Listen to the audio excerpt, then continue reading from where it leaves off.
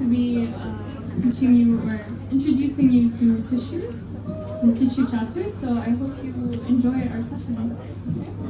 Okay, hello everyone, my name is Aroosha and Farah, like we said, we're going to be doing the tissue revision. Okay, so before we start, I want to point out a few things. So we expect that all of you have gone over the tissues chapter. You know the tissues chapter, and you're not just relying on our presentation. So you're not just relying on the slides or what we're teaching, because you know we told you since the beginning, your book is the key to passing Bio 1. Okay, and yeah, so big shout out to PACademia for bringing this to you guys. Okay, so let's begin with the overview of tissues. So we have 4 types of tissues, right? We have epithelial, connective, muscular, and nervous. In this chapter, the most focus is going to be on epithelial and connective. By the way, as we go along, we're gonna tell you guys what you can expect from your first quiz. Mostly, it's going to be about what you can expect and how the questions could come and what you should really focus on, rather than us really teaching you the chapter. I mean, we will teach you, but okay. Okay, so epithelial and connective is what makes up most part of the chapter, and it's really, really, really important. And then we have muscular and nervous. We're just going to touch on it because you're going to have 2 separate chapters just discussing this, and you're going to go into details later. Okay. So before I begin, can anyone just tell me a function of epithelial tissue? Covering. Exactly. Filtration, protection. Okay. What about muscular? What about connective tissue? Support. Okay, what about nervous tissue? Internal communication, right? I can? No. Okay, so let's begin with the characteristics of epithelial tissue. The first thing we have is what is apical basal polarity, right? So epithelial tissues have an apical surface, which is going to be on the top, and they have a basal surface. Basal, from the name, it's going to be at the bottom, right? Okay. And then we have specialized contacts. I won't be touching a lot on this part because you're going to take it again in the cells chapter. Specialized contacts is basically the epithelial tissues, they're going to form sheets, correct? They're going to form sheets. Now, does anyone know these sheets are joined by 2 things? What are the 2 things? Desmosomes and tight junctions, correct. Okay. Anyone knows the exception for the specialized glandular epithelium? Exactly. Okay. Now, we know that epithelial tissue is going to be supported by connective tissue. So we have epithelial, we have a small part over here, it's called the basement membrane, and then we have the connective tissue, right? So connective tissue is what supports the epithelia. Now, okay, so the basement membrane consists of 2 parts, which is basal lamina, reticular lamina. Which one's deeper, basal or reticular? Reticular lamina, exactly. Okay, so basal lamina is non-cellular, it's made up of glycoproteins, collagen fibers, and it's a scaffolding, okay? So remember, basal lamina is a scaffolding for tissue repair. Okay, and deeper we have reticular lamina. Now, I have a question for you guys. I'm going to discuss it soon, but it's just a question.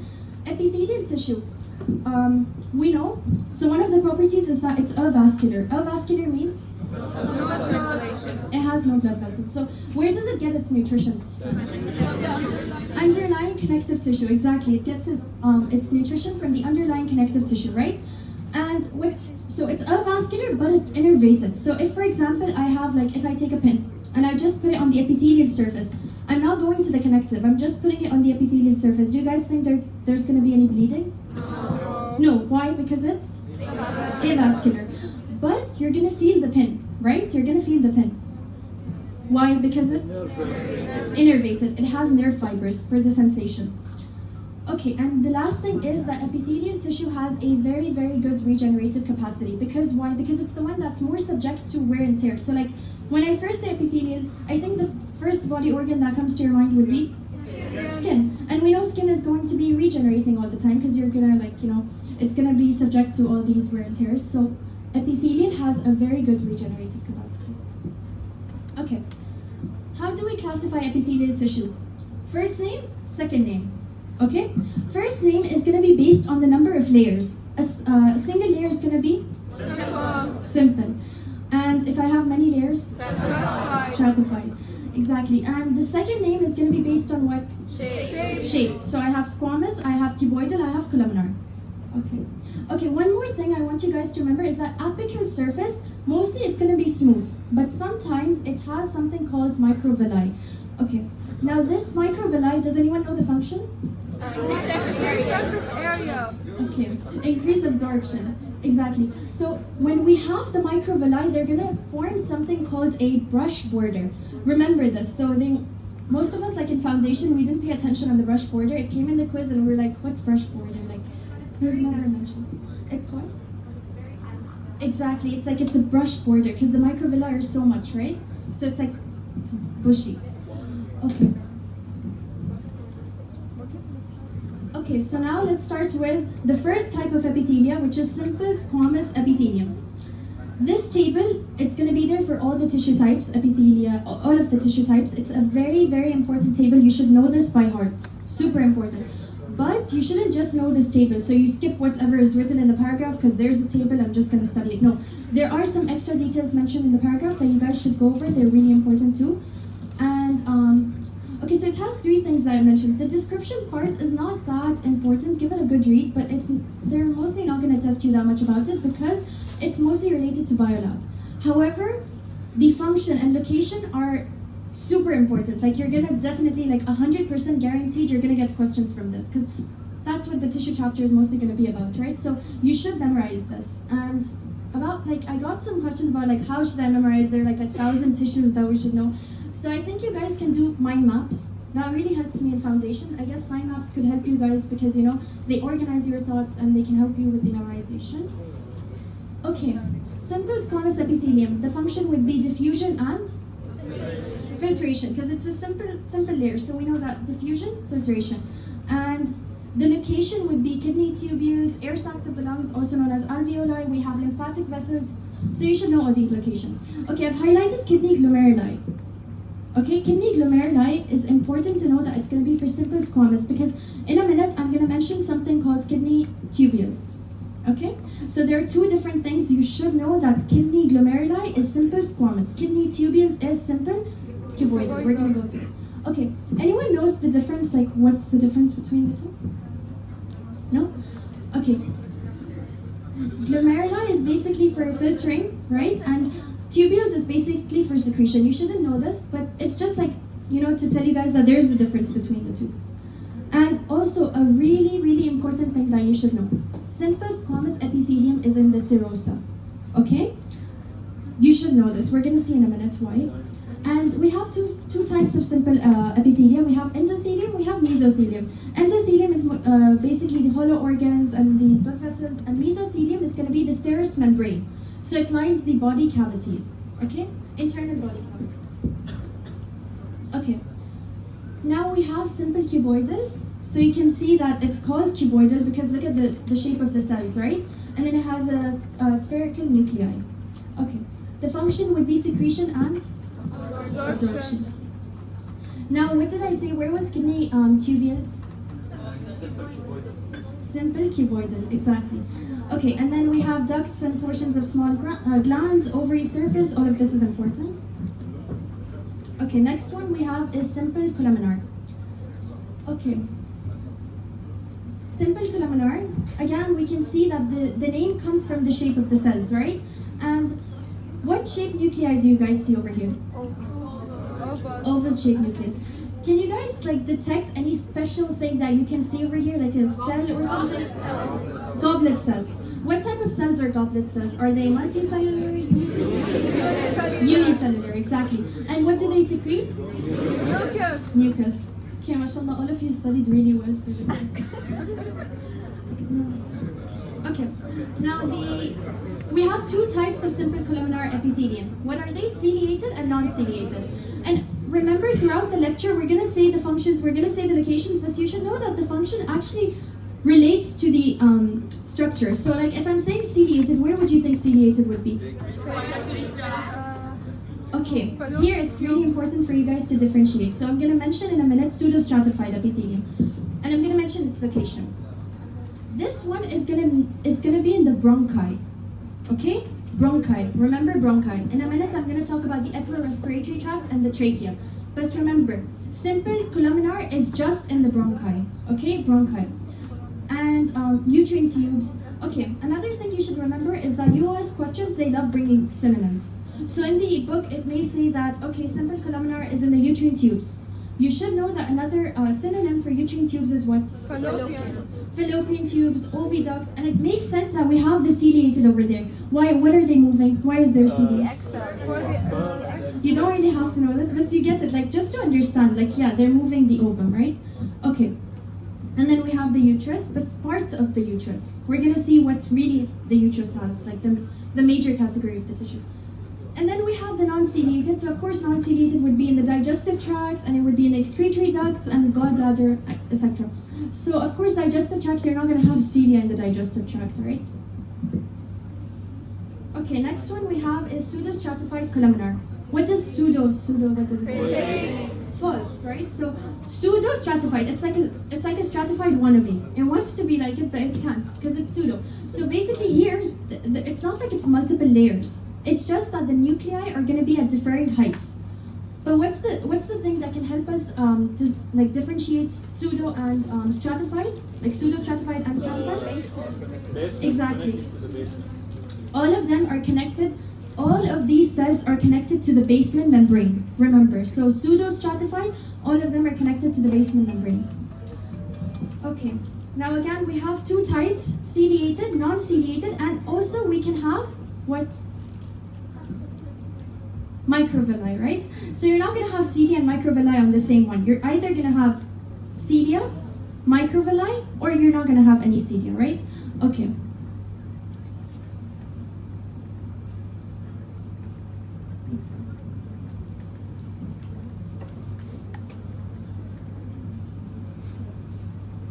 Okay,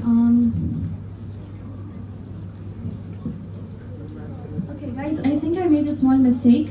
Here, you're not gonna have microvilli, okay? I'm sorry, I take that back. So here, it's just either ciliated or non-ciliated, okay? Clear with that? Okay. Ciliated would be where, now you're gonna say what? You're gonna say? Upper respiratory tract. And? What's the purpose of the cilia over here? What would it do? Exactly, propel the mucus, right? And the non-ciliated would be where? In the sperm-carrying ducts and large ducts of glands. Know the locations, they're really, really important. Okay. Now we finished simple epithelia. Does anyone have any questions about simple epithelia? No questions? Yes? So I thought endothelium was only for blood vessels. Is it also for hollow organs? Yes, it is. I think it is mentioned in the book. The information is from the book. Okay. Anyone else has any questions? Yes. Can you repeat the pseudostratified? Pseudostratified part? Sure. Okay. Pseudostratified columnar epithelia. It's a special case because it actually looks like stratified. But what does the name say? It says it's pseudo-stratified, so it's like false stratified. It likes to appear as if it's stratified, but it's not. So here, the nuclei are going to be at differing heights, but all of the cells are going to be connected to basement membrane. That's what makes it like different from the stratified epithelia. Okay? And also, what type of cell do you see here as well? Goblet cells. So the ciliated version would be where? Upper respiratory tract and trachea. Okay, so for example, let me give you a question, like how can they test you on this? They may ask you like, okay, trachea has what type of tissue? Because that's boring. They'll say, okay, a 50-year-old patient came in and he has something stuck in his trachea is paining, it's all like, there's something wrong with the trachea, and then they're gonna ask you, okay, what type of tissue lines, or what type of tissue is damaged? Pseudostratified. But if they ask you about the bronchi, a patient has something stuck in the bronchi. Yes, so the one before this, which is simple columnar. Okay. Anyone else has any questions, or should I move on? Thank you. Okay. Yes? I wanted to ask about the stratified columnar and stratified epithelia. We're gonna go over it, don't worry. Okay. So stratified epithelium. First of all, we have stratified squamous. From the name stratified, you would think of what? Many layers.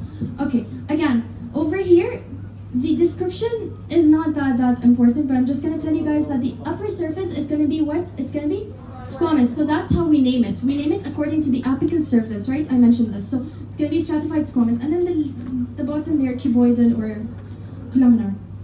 Okay, we have two types, which are? Keratinized and non-keratinized. Where do you expect to find the keratin one? In the body? Skin, because you don't need keratin in the body, right? So skin, nails, all these things have the keratinized. Remember, the keratinized one is going to be dry, okay? And where do you find the non-keratinized one? Mouth, esophagus, vagina, and it's going to be what? It's going to be? Not dry. Okay, remember these. Remember to distinguish between two things, especially things that are confusing, because they are going to confuse you. Okay. Now we have transitional epithelium. From the name transitional, what's the first thing that comes to you? Stretch. The most important thing you should know is stretch. Okay. Now again, like I said, description not that important, but I'll just go over it quickly.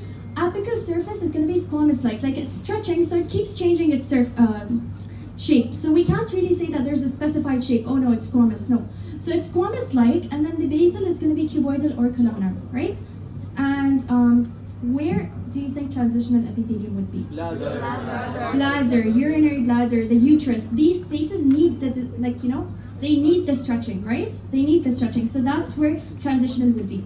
So if, for example, you forgot something in the quiz and you're like, you completely blanked out. I memorized the location, but I can't remember. Think about the function and then think about the location, right? So you would say transitional is in the digestive tract. Like, what would it do over there, right? So think about the function. Okay, so uterus, bladder, parts of the urethra. Okay, coming to the cuboidal and columnar. They're not very, very important. However, that doesn't mean that you skip them. Oh, they're not important. They may test you on this. It's never like really, we're not the ones making the exam. So of course the doctor may decide this year, oh, I want to bring this. And I think we did have like one question in the whole year, in the whole semester from it. But I'll just quickly go over it since you guys asked. Cuboidal is going to be in the ducts of some glands, so which would be the sweat and the mammary glands. Okay? And columnar would be in the pharynx. What was in the trachea? Pseudostratified. What was in the bronchi? Columnar. What's in the pharynx? Stratified columnar. Okay, and then male urethra, okay? Some parts of it, like of course sometimes we have more than one tissue present, and then only the apical surface is columnar. Like I said, for stratified, you classify them based on the apical surface. Okay, now I have a few questions. If you answer them correct, you get a Hershey's. Okay. Okay, first question. 73-year-old man has a stone in his ureter. Which, raise your hands, okay? Which epithelia is present over here? Yes. What? Transitional epithelia. Why? What's the key word that you thought of? Ureter. Okay, I'm scared to throw it there, so get it after class, okay? Okay, next is, does true or false, squamous epithelium has cilia? False. Okay, true or false, squamous epithelia has false, exactly. Which one has cilia?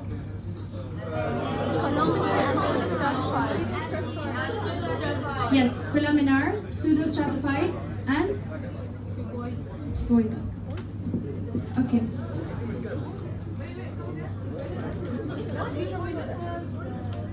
Cuboidal has cilia as well? No, sorry, Wallah, it doesn't have. What did we say? Pseudostratified and? Columnar, sorry. Okay. Okay, moving on. Which tissue would provide the greatest protection? So they always like to test you guys with like greatest or the best or like which is the best part. Okay, which one provides the greatest protection from rubbing wear and tear?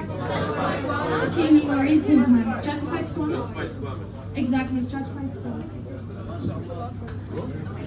Okay. Yes. Did you mention that transitional is also present in the uterus? Yes. Yes, transitional is. Let me go back to it. See, it lines the uterus. Ureter. Oh, I'm so sorry. Ureter. I'm sorry. Ureters. Okay, I'm so sorry. Okay. Okay, guys, should we move on? Yes? Okay. Now we have glandular epithelia. Okay. Now we have glandular epithelia. Glandular epithelia is still part of like the epithelia, right? It's not connected or something. It's glandular. So we have two types, which is exocrine and endocrine. Both of them are going to be multicellular, but the exocrine, we're going to have a unicellular part, which we're going to see in a minute. Okay. So for exocrine, do you think that it secretes things inside the body or outside? Outside. It could be, but it will be outside what? It's going to be outside the body cavities, right? So it could be inside. Okay. Now, is exocrine ductless or does it have ducts? It has ducts. Why does it have ducts? To secrete the things outside, right? Endocrine, is it ductless or does it have ducts? Ductless. Because where does endocrine secrete its stuff? Yes, inside the body. So what's a really common example for what endocrine secretes?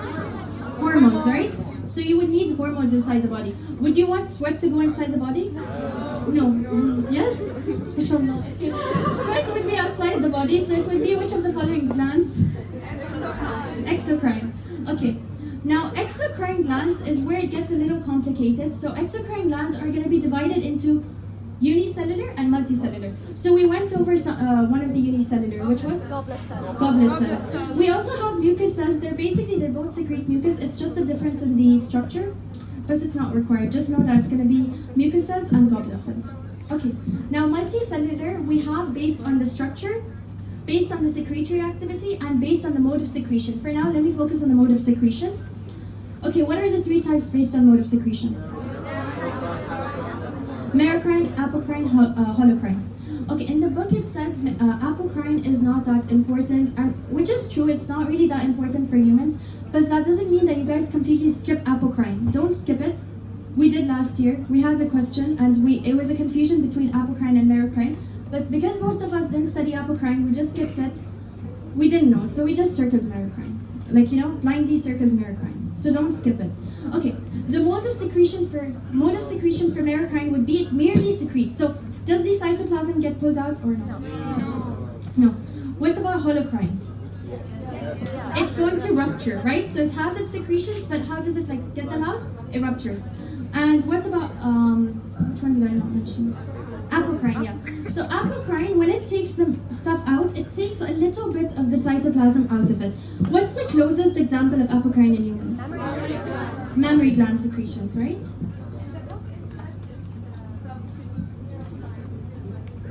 Yeah, that was the confusion we had. But just go over it, and you can ask, if your doctor, because our doctor last year said that apocrine is not important. We're never gonna test you about apocrine. But still, when you read it, it's still important. Yeah. Okay, this table is really, really important. They asked us many, many questions from here, and it's really important for you guys to memorize this. I've made a mind map for it, so it's simpler for you guys to memorize this. And this part is basically just memorization. So we're gonna share the slides in the group. It's okay. Okay, so this part is just memorization. There's not much that I can explain, but based on the secretion / secretory activity, we're gonna have two types: simple and compound. Right? Simple is further divided into tubular and alveolar, which is further divided, and then we have compound, which is again tubular, alveolar. Okay, let me ask you guys some questions. Which one is gonna be for the mammary glands? Which one? Compound, alveolar, correct? Okay, which one's gonna be for the stomach? Oh, look. Which one's gonna be for the stomach? Simple, branched. Okay, what about simple alveolar? Simple alveolar? Yeah, there are no examples mentioned for it, okay? Okay, what about the duodenal gland of the small intestine? Okay, someone else. Yes, compound tubular. Okay. So that's it for epithelial tissues. Does anyone have any questions? Yes. Yes, it's a very important characteristic of the epithelial tissue that all the cells will be attached to the basement membrane. Yeah, for stratified, like for example, pseudostratified, how did we differentiate it from stratified? How did did we differentiate it? So for stratified, there will be, but like the cells on the top, will it attach to the basement membrane? No. So for stratified, the cells on the top, that's why we say most of the cells on the top are what? Dead, like, because you know they're on the top, so they're not really getting as nourished as the ones here. So here, they will be attached to the basement membrane, but the bottom cells, they will be attached, just the bottom. For the simple, all of them will be attached, correct? Okay. Anyone else has any questions? Yes. Is memory epichrome or americhrome? See, there was a huge debate about this, but many people chose merocrine. Okay. That was right. That was the right choice. You never really got the correct answer. I think majority went with merocrine. Sometimes, by the way, the test banks can be inaccurate. Yeah. And like... Okay. We'll talk about that. Yeah, does anyone... Okay. Does anyone else? Yes. Apocrine part?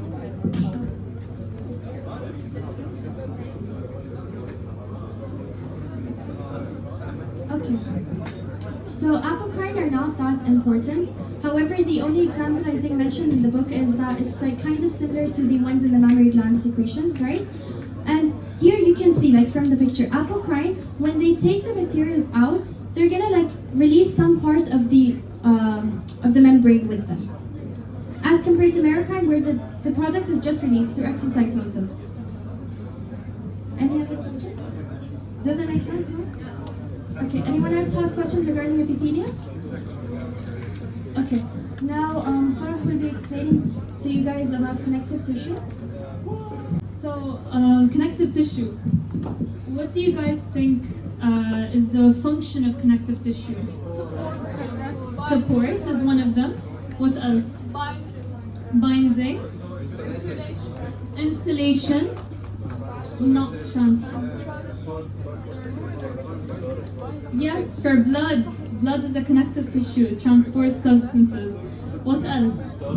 Storage. Storage of what? And energy. It's a fuel of energy. What else? One more.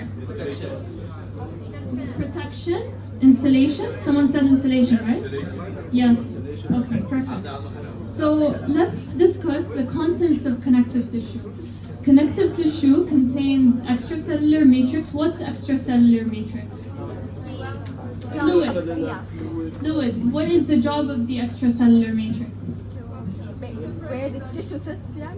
It sits there. What does it do? Why is the fluid important? To hold it together, maybe. Hold it together. It reduces tension. If someone hits you, it supports you. Okay, that's why we say its function is support. Okay. So yeah, it supports you. It it carries all the cells within it. Okay. The common origin for the connective tissue is mesenchyme, even though I don't think this is like a necessary information for you guys to know, but like just keep it in mind, mesenchyme, okay? They all connective tissue rise from mesenchymal tissue. I don't even know what that is. But components of connective tissue, we have the ground substance, the connective tissue fibers, and the connective tissue cells. The ground substance includes the interstitial fluid. What's the interstitial fluid? The fluid between the cells. It's for tension, we just mentioned it. It's the extracellular matrix. It's the same thing. Cell adhesion proteins. What is that? What holds everything together? Bonds the cells in the connective tissue to the extracellular matrix. Okay. What about the proteoglycans? What are they? Yes. Yes, but what are they? Protein core with polysaccharides. Yes. What is it called? GAGs. Yes. Perfect. GAGs. I don't even know the full name of it, but it's called GAGs. You'll learn more about it later. But what does it do? So just keep in mind that it contains a polysaccharide. We have a question later about this. So their function, what is their function again? Yes, they trap water. Okay? That's it. Yeah. So, yes, for viscosity. As for connective tissue fibers, we have the collagen fibers. What do the collagen fibers do? Strength. The elastic fibers, from the name, stretch, elasticity. Reticular fibers. Yes, that's their locations. They're extra strength. They add on to the collagen fibers. They make them stronger. Connective tissue cells, we have fibrocytes, chondrocytes, osteocytes, and adipocytes. Those are depending on location. So chondrocytes, where are they? Not bones, cartilage. Osteocytes are bones. Adipocytes, from the name. Fibrocytes, they're just in, connective tissue proper. As for white blood cells, can you guys give me examples of white blood cells? Yes, neutrophils, phagocytes, all these, they're all white blood cells. What do they do? It's for immunity. Mast cells, what do mast cells do? Inflammation, what do they secrete? Histamine and heparin. What does heparin do? Yes, what does it prevent? Blood clotting. If I ask you, what removes blood clots from the blood? Macrophages. We actually got a question about this, and many people put mast cells because they prevent blood clotting, but they don't remove blood clots. There's a difference, and so many people got that wrong. And I think it got cancelled, so, But if you want the correct answer, it's macrophages, because macrophages, what do? They engulf, they phagocytose, the bacteria and also blood clots, okay? They remove them from the blood, okay? Is that clear for everyone? No questions? Okay. So, the types of connective tissues, we have connective tissue proper, which is divided into two different types of connective tissue propers. We have the loose connective tissue and the dense connective tissue. The loose connective tissue, it's areolar, adipose, and reticular. Okay? You just have to memorize this, okay? Dense connective tissue is regular, irregular, and elastic. As for cartilage, we have hyaline cartilage, elastic cartilage, and fibrocartilage. The bone tissue, we divide it into compact bone and spongy bone, and we have blood. So these are the types of connective tissues, and we're going to delve into their details now. So, connective tissue proper, we mentioned that it divides into loose and under loose. There's areolar. What is areolar, loose, proper connective tissue? It is, what is it? Let me ask you guys, what is it? It's under the epithelium. Yes, it covers, it's under the epithelium of all of our body. Okay, so it wraps and cushions organs. Just imagine it, it wraps and cushions all organs. So it's all over the body also, okay? It's widely distributed under epithelia of the body. It forms the lamina propria of mucous membranes, and it packages organs, surrounds capillaries. So it's for protection, okay? Yeah, that's it. But basically, for those things, you just know the types, the functions, and the locations. The locations are very important. You have to know what connective tissue type is where. Okay, so the location is very important. Memorize it. As for the adipose tissue, what is it? Fat. So I don't think I need to explain this in details. It provides fuel. It insulates against heat loss, and it supports and protects organs. All right? It's under the skin in subcutaneous tissue. It's under all of our skin. It's also under all skin. I think it lies under the areolar, but I'm not sure about that. Yeah, so it's especially in kidneys and eyeballs, within abdomen and in breasts. So around kidneys for sure, because we need fat around that. You'll know that later on, but it's not important to know this, but just know the locations very well, okay? Now for the reticular, what is the function of reticular? When you think of reticular, what clicks? Yes, but what is it? What's the function? Filtration, what is it? Immune, right? It's immunity. You find it every time you think of reticular connective, think of lymphoid organs. Anything related to immune, it's reticular, directly. Okay, so lymphoid organs, lymph nodes, bone marrow, and spleen. So any lymph function, any immune function, it's gonna be related to reticular, all right? So yeah, it includes white blood cells, mast cells, and macrophages. So you can tell it has a lot of white blood cells, it has an immune function, all right? As for the dense, now we're moving on from, what did we say? We were discussing loose, now we're on to dense. Dense is divided into 2 or 3, irregular, elastic. Okay, so dense regular is basically from the name regular. The collagen fibers are in one direction. So what do? They protect in one direction. So if the location requires the pressure, if it's exerted in one direction, it will be regular. Okay, so for example, tendons, most ligaments, and aponeurosis. So for example, the what's it called? The elbow. The elbow is in one direction, so it contains regular. Okay. But for example, obviously it's all together. They're all these tissues are together, but you need to know the functions in that particular location. All right. So for example, you have some regular in the shoulders, but mostly the shoulder can move in different directions. So it contains irregular. All right, the shoulder joint contains irregular dents. Why? Because it moves in different directions. So it withstands tension from different directions. All right, do we get that? Do we get the difference between regular and irregular? Okay. Now, elastic, also from the name, it's elastic, so it's for elasticity. It allows tissue to recoil after stretching. So where do we find it? The heart, in arteries, because they withstand pressure and they recoil. They need to adjust themselves. They go back to their original shape and form. So we find it in the walls of large arteries, within certain ligaments associated with the vertebral column, and within the walls of the bronchial tubes, because they also recoil. Okay?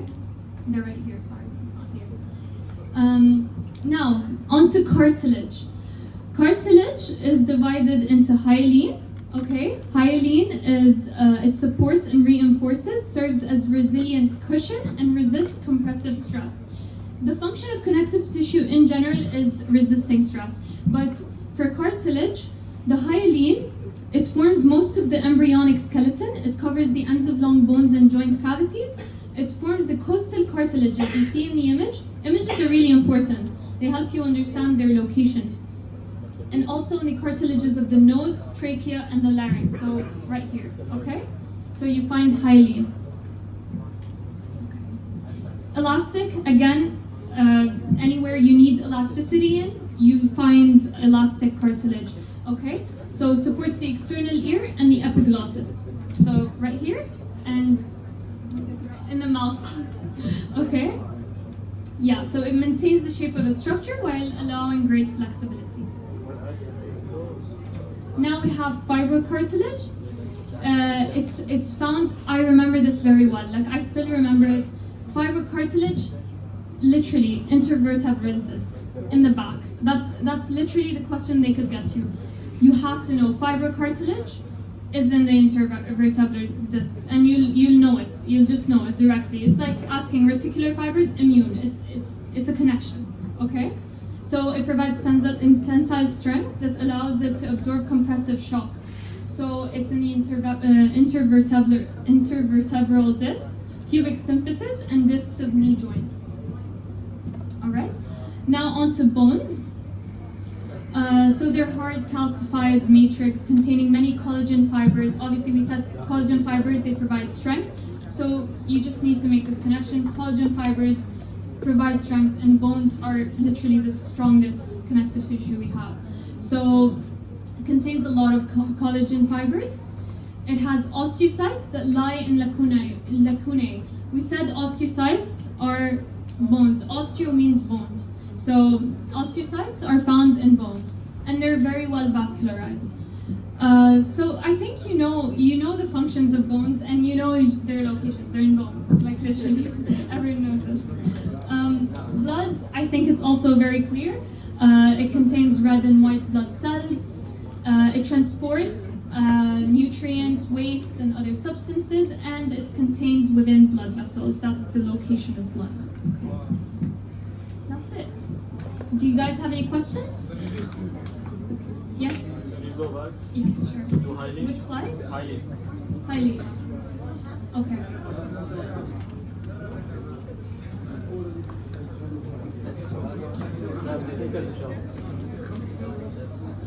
Okay, thank you. That's it? Alright, no questions? Okay. No questions? Yes?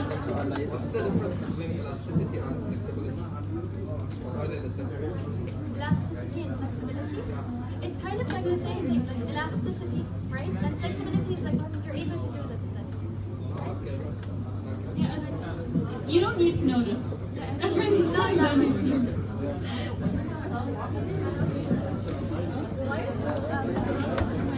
Oh, yeah. I can't hear you. Guys, someone's asking why is Because what is connective tissue? What are the four functions that we mentioned? Sorry, I can't hear you. It does, but the cells are so dense in it. It does have. She's saying, why is bone considered connective tissue? Yeah, because It has supports. right? So it supports. It supports the body. What do you think it should be? Should it be epithelial? No. It arises from mesenchyme as well. What's your name? Sadine mentioned it. It arises from mesenchyme. It supports the body, and it can't fall under epithelial or muscle or nervous. Okay? Did that answer your question? Yes. Yes. It's delicate. They're delicate fibers. The thinnest, again, you don't really need to have to know that it's thin or not, but it's delicate. It's the most delicate, so that's why it provides more strength. It adds to the strength of what's the other fiber? Collagen. It adds to the strength of the collagen fibers. Because it's so delicate, imagine it, like it's intertwined, so it adds strength. But I don't know if it's the thinnest, it's probably the thinnest, okay?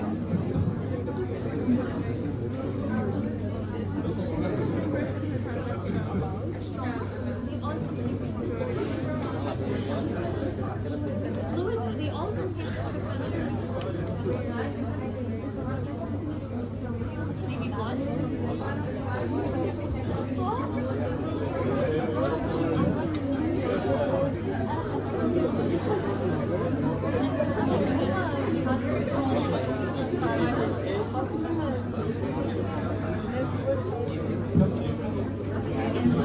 She says maybe I'll come back to that question afterwards because I'm not sure. Anyone else? No questions?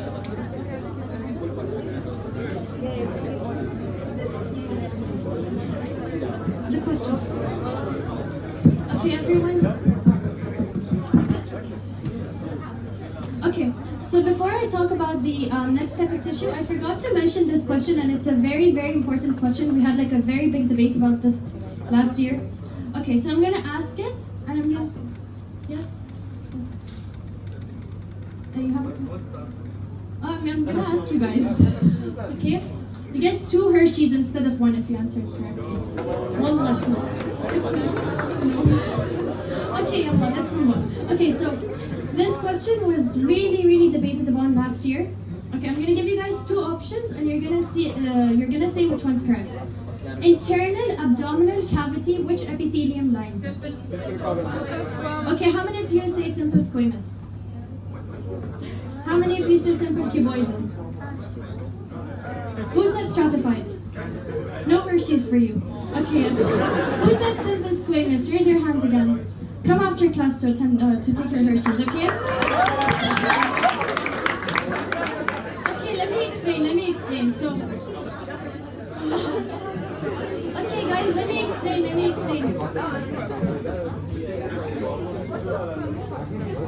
Yes. Images for the bio quiz 1 are not important. However, they'll be really, really important for your bio lab exam. You know, they're not important. They're just there for your understanding. So in case you want to refer to them. Okay. Yeah, I mean, if you want to, it depends on the person's studying style. So some people just don't want the images right now, so don't vote for them.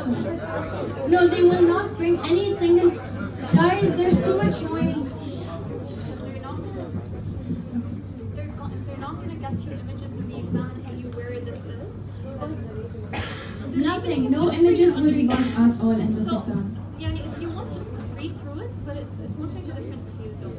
But if you have to read it, it's better. Okay, so the exam is just going to be simple questions with the multiple choice answers. You're not going to be asked to label anything. That's part of biolab. Okay. Okay, so let me explain this question for those of you who got it wrong. So we're saying internal abdominal cavity, right? So why is it first of all not simple cuboidal? Because we said cuboidal is in the digestive tract. Yes, we said that. I'm sorry, not cuboidal. Columnar. Columnar is in the digestive tract. We said this. But here we're circling the answer as simple squamous. So those of you who said simple squamous, like why is your answer simple columnar? Because here I did mention that it is in the digestive. So like why didn't you just choose this as serosa? Like I said in the beginning, serosa is so important, okay? Serosa is what lines the internal body cavities, which Farah will come to in some time. So you should know, serosa lines the internal body cavities, and serosa is which type of tissue? Simple squamous tissue. So that's why the answer was simple squamous. Does anyone have questions regarding this part? Mucosa? Mucosa, okay. I have the organ, okay? I have the mucous membrane, mucosa. Farah will come to it in a while. And then I have what? I have the serous membrane. And then I have the body cavity.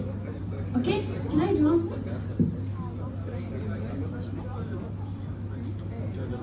Can I draw? No? There's no marker. Okay, anyways, just try to visualize it. So I have the organ, I have the mucous membrane, then I have the serous membrane, then I have the internal or the body cavity. Okay? Does anyone have any questions? Yes.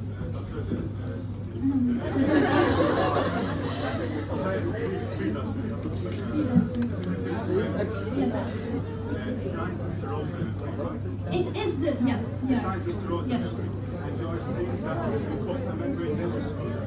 Yeah, so we have the organ, we have the mucosa, we have the serosa. How are there these something?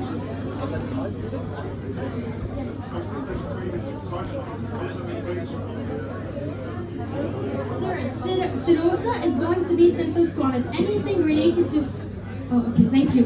Anything related to serous membrane or mesothelium is going to be what? It's going to be simple squamous, okay? I'm not talking about the mucosa, I'm talking about the serosa. Make sense? Yes, simple squamous is what this serosa is made of. So you can just use them interchangeably, right? And then you have the, it could be a pelvic cavity, it could be any cavity, right? Someone here asked a question, yes? I can't hear you. What is Laminar? Oh, okay, you're asking from the connective tissue, lamina propria? Okay. Okay. Okay, lamina propria is this part, like this surface, right?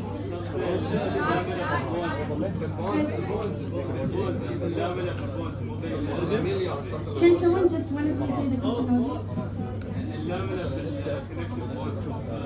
Lamina propria in the bones, that's your question?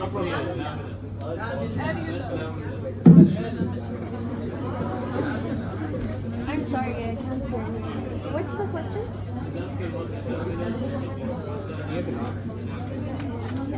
Are you asking about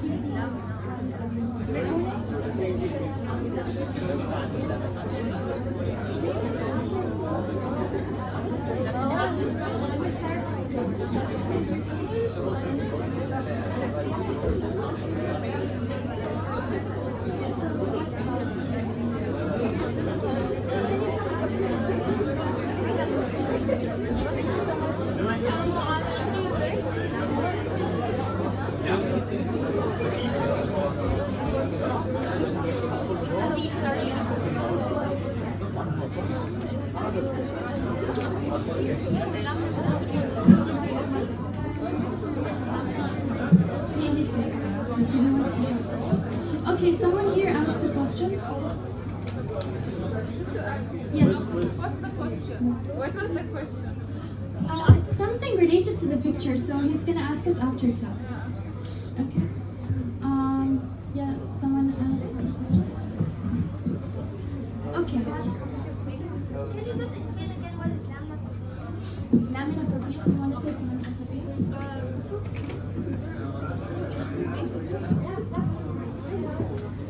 By the way, lamina propria is important for the exam, so just know it.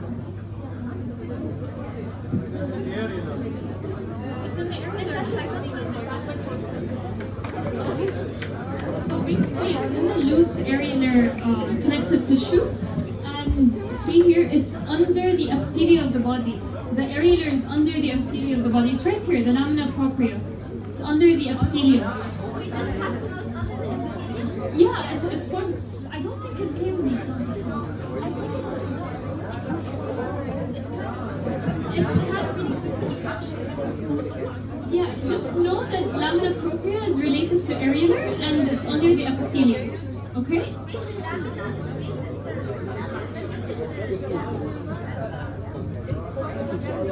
I think it's part of the areolar. Okay? Yes.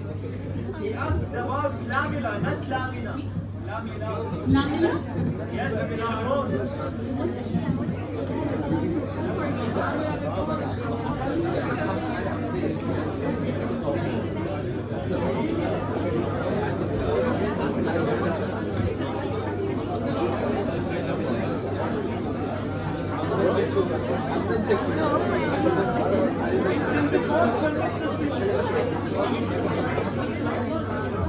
Okay guys, there's a confusion about lamina in the bones. We're going to address it at the end of the session because there's too much noise and the time is going to get lost. So we're going to continue. For the lamina question, we're going to come back to it, okay?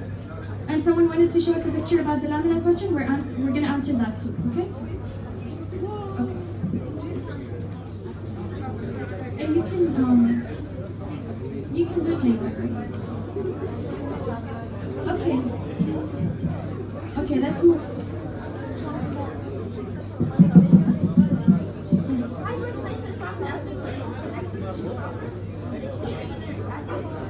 Yes, fibrocytes, yeah, know the sense, but they're not really going to test you that much about it. It's more about biolab, but yes. And the fibers, There are 3 types of fibers and they're going to be in different tissues depending on it, right? So, yes, someone have another question?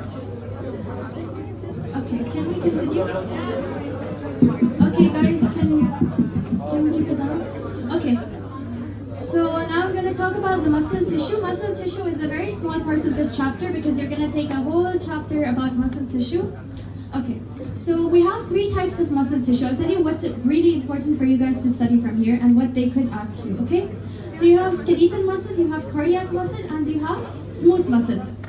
What is really important is that you know how to differentiate between the two. So if I ask you right now, which one of them has one central nucleus? What are you going to say?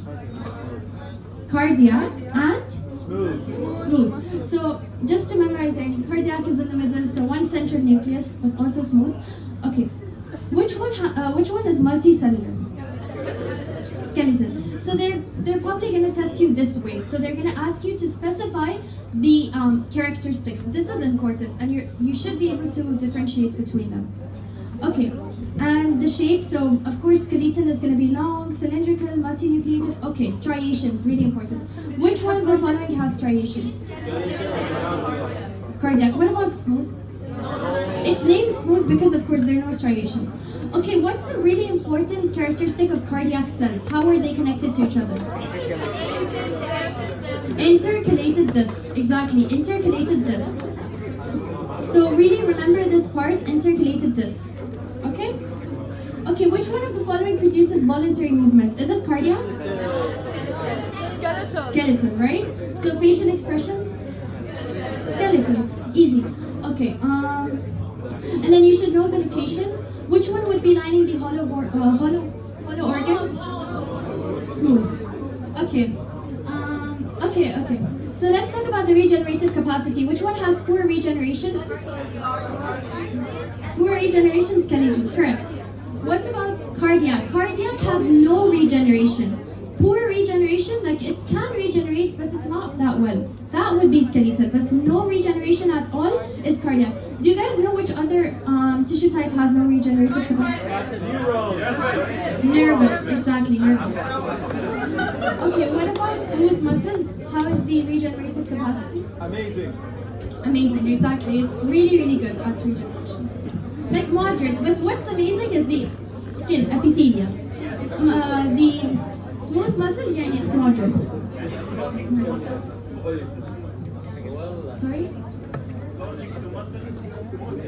Yeah, according to muscle, smooth has the best regeneration capacity. Okay, nervous tissue, really, really small part. The easiest thing you're gonna take now is nervous tissue. Okay, what are the two cells forming the nervous tissue? Neurons and neuroglia. Neuroglia are supportive, non-excitatory. Exactly, they're supportive and they're non-excitable. What about neurons? So neurons have two most important things, which are axons and dendrites. Okay, which of the following responds to stimuli? Exactly, it's going to be dendrites. But what does the axon do? Exactly. Okay. Where I forgot to mention, muscle tissue comes from which of the following germ layers? Muscle tissue. Mesoderm. M for mesoderm. Okay, guys, this part about the regenerative capacity and the guys, there's too much noise. Yeah, the origin is going to be mesoderm for muscle. Okay. Okay. This part where they talk about the origin and the regenerative capacity, it's mentioned at the end of the book, right? So don't skip it. Last year, I know someone who just like skipped it, and they're like, "What? We had this?" Like, yeah, it's gonna be there. Do study it. They can ask you about this. Don't skip it just because it's at the end, right? So mesoderm, muscle, MM. And what was mentioned about nervous tissue? If someone saw, nervous tissue comes from ectoderm. So nervous tissue comes from ectoderm. You guys mentioned that nervous tissue has no regenerative capacity, just like cardiac. Okay, that's mostly all you need to know about nervous, because they're not going to bring lots of detailed questions from nervous and muscular. It's mostly, the bunch of your exam is going to be about connective and epithelial. Yes. Ectoderm is a germ layer. So we have endoderm, mesoderm, ectoderm, right? Mesoderm for muscles, ectoderm for nervous tissue. You're going to take it in more detail, but for now, just know the basics, right? Okay. Okay, guys, one more thing I forgot to mention is that when they're going to ask you questions, UOS loves asking questions in this format. Blah, blah, blah, except. And many people, because of loves asking questions like this. So many people, because they're trying to solve the test in such a hurry that they forget to read except. All the answers are correct, but they circle the first one that they see. Oh, yeah, this is correct. Do not forget to read the questions thoroughly, because they're going to ask you, they're going to trick you a lot. Not a lot, but they will trick you. And there's going to be more than enough time in the quizzes. So do make sure that you guys recheck, not just, oh, I'm done, let me submit. Recheck your quizzes, and there's going to be enough time. All of you are going to be able to finish way before time. So make sure you use the other time to recheck your answers, and make sure, yes? It depends, really, it depends on the doctor making the quiz. Oh, if you submit, no, you can't go back. Yeah, if you want to go back, that's possible. So it's mostly going to be scrolling. So you scroll down to the questions, right? Okay, so make sure you remember to read the questions thoroughly. This is really important. Okay. So now on to address the many questions that we received about covering membranes. We have three types of covering membranes. We have cutaneous membrane. This one is a very clear one. It's the skin. It covers our entire body, and it is exposed to the outer environment. It's fully exposed to the outer environment. As for the mucous membranes, it lines body cavities that are also exposed to the exterior environment. All right. So we have the mucosa of nasal cavity, of the mouth, of the esophagus, and the lung bronchi. So it's in blue right here. Okay. As for the serous membranes, it lines the body cavities that are closed from the environments. They're entirely closed. So we have here, this one is very important. They might ask you this. Like, this is the question that is the most common from this topic. The visceral and the parietal. Just know that the visceral pericardium lies on the inside, so it's right here. And the parietal pericardium is on the outside. We actually got one of these questions.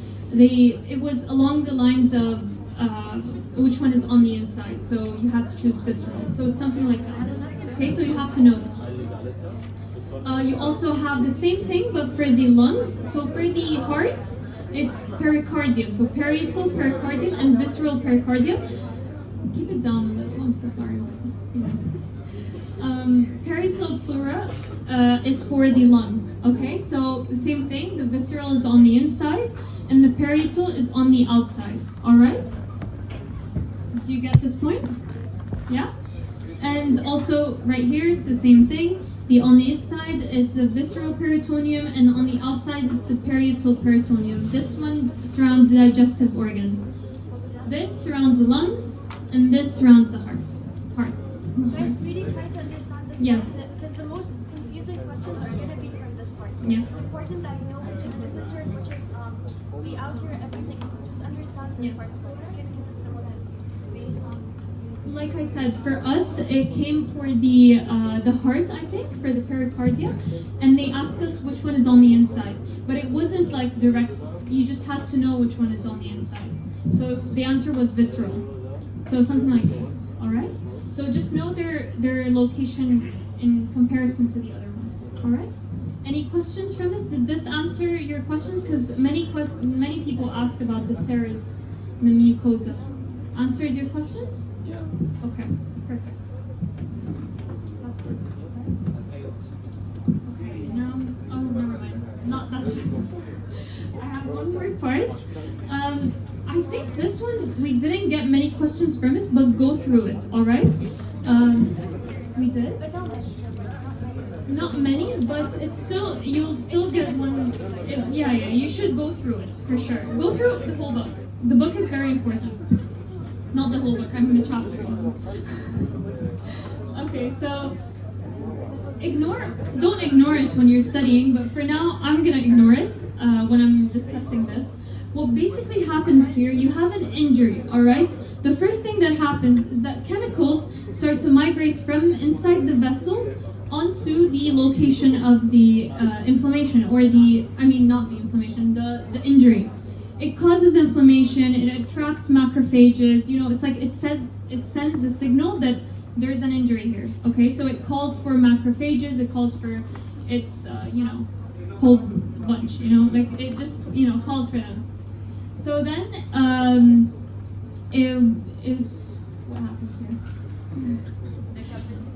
Yes, so collagen fibers start to come here, and it's granulation. Yes, this stage is called granulation. You have to know that.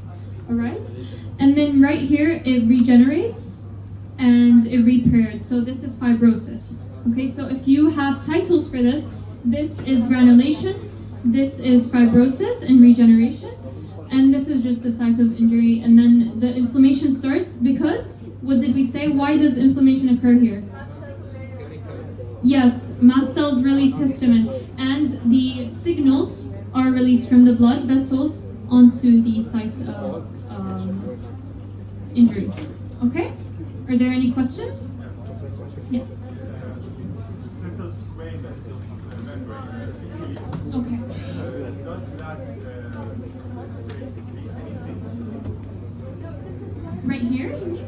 No, simple squamous doesn't secrete anything. No, it's just for diffusion and filtration. Yes. The simple squamous makes the serosa membrane. And we know that the serosa membrane secretes serosa fluid, right? Which is the lubricating fluid. Yes, so you're going to have to learn how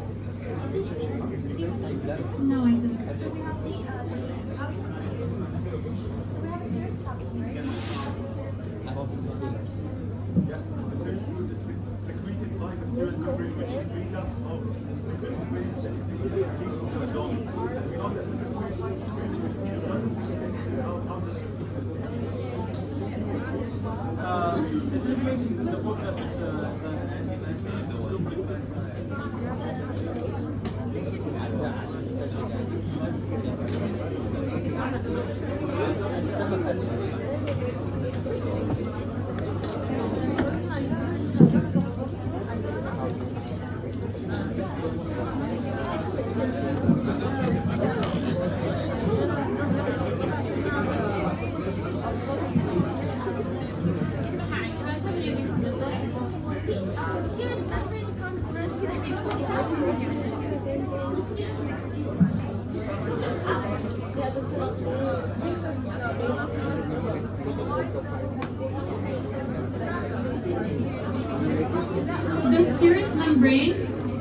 the serous membrane is on the inside. Mucosa is more on the outside. So look, your cheeks, the inside of your cheeks, the insides of your trachea, it's all mucosa. The ones that are exposed, the esophagus, the lining of the stomach, it's all mucosa. It contains mucosa. The lining of it is mucosa. Serous, you don't even see it, so it's on the inside. Alright? Does that answer your question? Any other questions?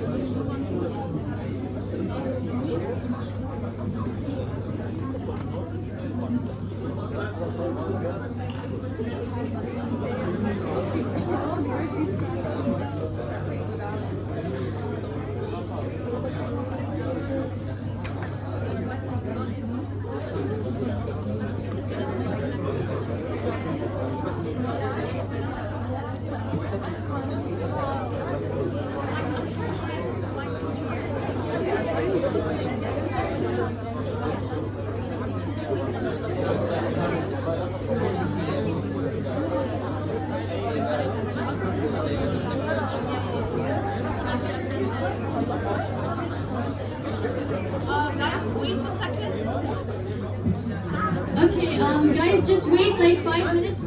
We have a quiz. Okay?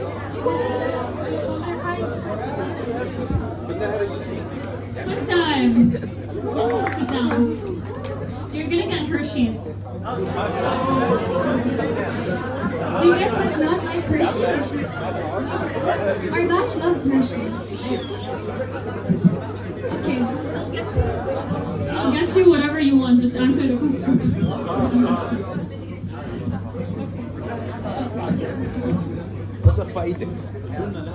Okay, first question. Can someone volunteer to read the question? Yes, but in a loud volume. Who has a loud voice? Okay, hold on. Just read the question, yeah. Yes. Loud. Okay, with Peter Owen diagnosed with a tumor on the outer surface of his stomach, which epithelial cell is most likely down. Okay, yes. simple squamous. A, simple squamous. How many of you agree with simple squamous? Everyone agrees. Everyone wants the Hershey's. Okay, it is simple squamous. Why? Because we just went over this type of question, right? So it's going to be the mesothelium, so it's going to be simple squamous, right? Okay, take the next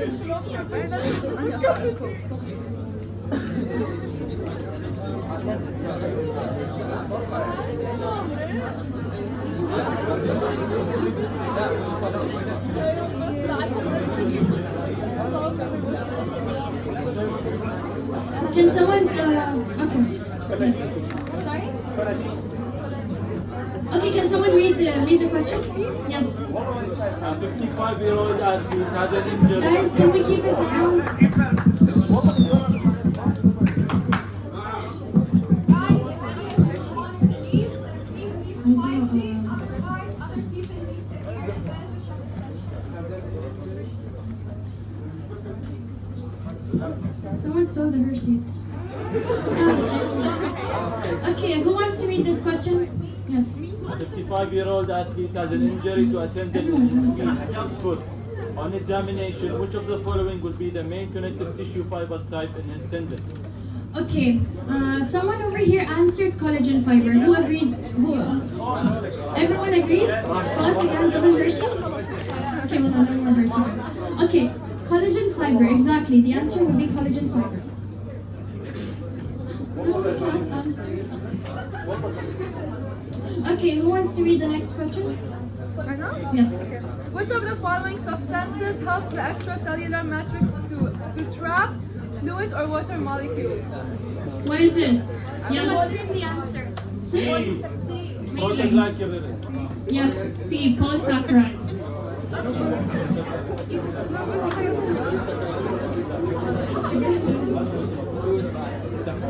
Okay, who wants to read? Oh my god, thank you. On the previous?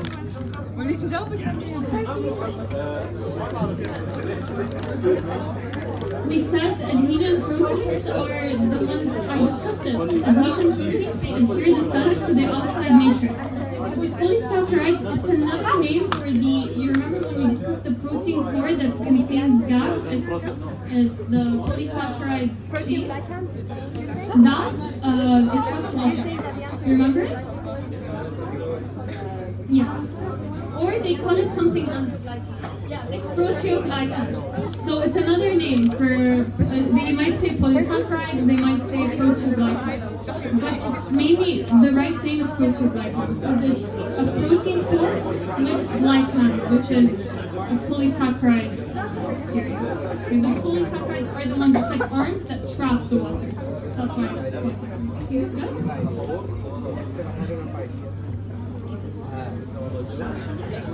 Okay, guys, we're just gonna take one more question because I think everyone's getting late. So who wants to read this question? You're getting a Hershey if you read. Yes. Come on. Oh, you got it? Yeah. Yes.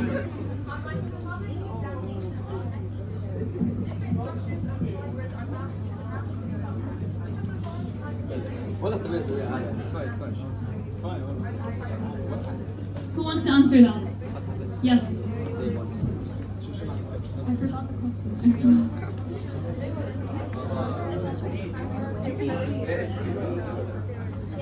Yes. Areolar. Yes. Yes. Pass your name where she's going. No, Lala. she read. She read, and I don't know if you read. You want to read?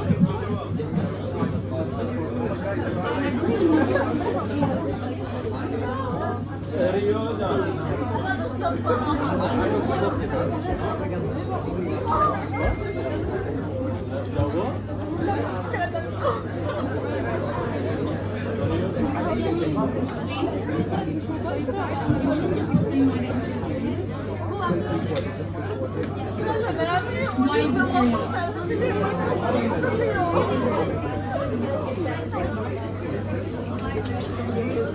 Ariana has how many fibers? 3 types of fibers? Yeah, she asked. Oh, I'm sorry. So, okay, Ariana, why does she have essentially fibers? And someone over here before this talked about fibers. Okay. For this question, someone was asking why it's areolar and what's her name? Mona? Okay, Mona explained because here we're highlighting what? We're highlighting that it has different type of fibers, right? So remember the fibers. Like areolar, we said it has all 3 type of fibers, right? But there are some tissues, they don't have all 3 type of fibers. So just keep, like I mentioned before, keep the differences between the tissues in your mind because they're going to test you on the differences. Okay? Can we take another question?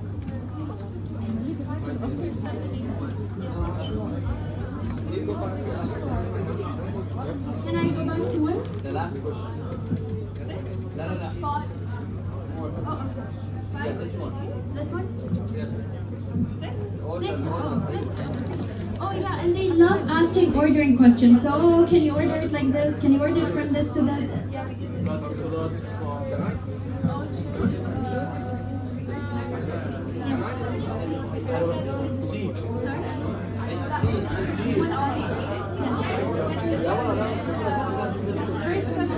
just a second.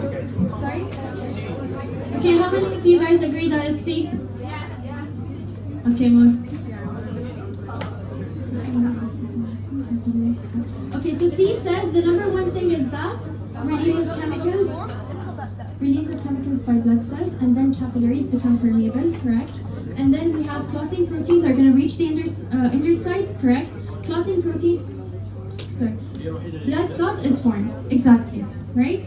The chemicals which are released by blood cells, I'm not going to mention the chemicals, but they're what make the capillaries permeable, right? And then we have the clotting proteins are going to be.